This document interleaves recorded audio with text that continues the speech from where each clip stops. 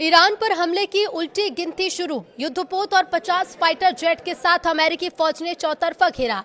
अब आखिरी ऑर्डर का इंतजार है। नमस्कार, न्यूज 18 का डिजिटल प्लेटफॉर्म आप देख रहे हैं और मैं हूं रितु सिंह। अमेरिका ने मिडिल ईस्ट में अपनी सेना की बहुत बड़ी तैनाती कर दी है, जिसमें जंगी जहाज, युद्धपोत, लड़ाकू विमान और हवा में फ्यूल भरने वाले विमान शामिल हैं। बस 4 दिन के अंदर अमेरिका ईरान पर हमला कर सकता है। अमेरिका ने मिडिल ईस्ट में अपनी सेना की बहुत बड़ी तैनाती कर दी है, जिसमें जंगी जहाज, युद्धपोत, लड़ाकू विमान और हवा में फ्यूल भरने वाले विमान शामिल हैं।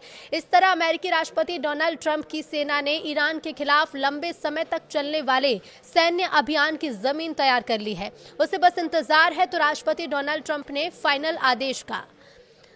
तो ये जानकारी है कि अमेरिकी सेना इस सप्ताह के अंत तक ईरान पर हमला करने को तैयार हो सकती है। हालांकि खबरों के मुताबिक ट्रंप ने अभी अंतिम फैसला नहीं लिया।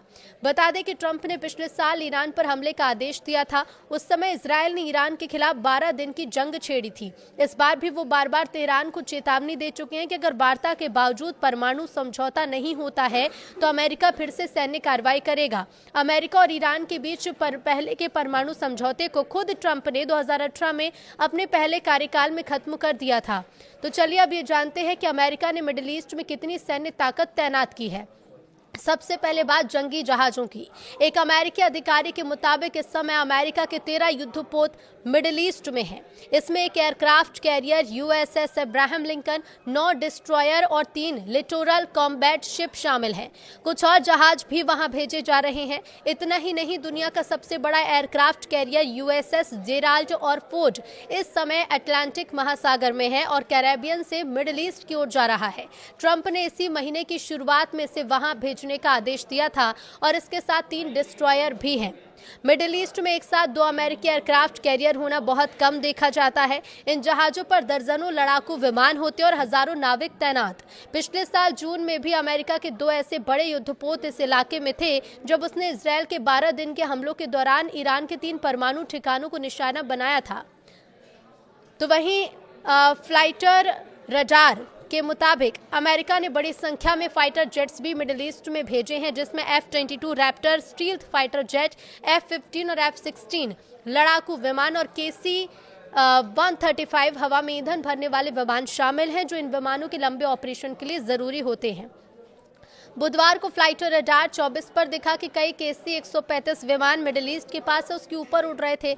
इसके अलावा E-3 सेंट्री चेतावनी और नियंत्रण विमान और माल ढोने वाले विमान भी क्षेत्र में उड़ान भर रहे थे। ट्रंप ने यूएसएस लिंकन को मिडिल ईस्ट में भेजने का आदेश उस समय दिया था जब ईरान में प्रदर्शन हो रहे थे। ये प्रदर्शन शुरू तो आर्थिक संकट के कारण हुए, लेकिन बाद में इस्लामी सरकार के खिलाफ एक बड़े आंदोलन में बदल गए। 1989 की इस्लामी क्रांति के बाद सत्ता में आए धार्मिक नेतृत्व ने इन प्रदर्शन को हिंसा से दबाया। सुप्रीम लीडर खामेनेई ने सत्ता बनाए रखी। ट्रंप ने तब कई बार ईरान को ये चेतावनी दी थी कि अगर उसने प्रदर्शनकारियों को मारा तो अमेरिका सैन्य हस्तक्षेप करेगा। उन्होंने ईरानियों से सरकारी संस्थाओं पर कब्जा करने की अपील भी की थी और कहा था कि मदद रास्ते में है।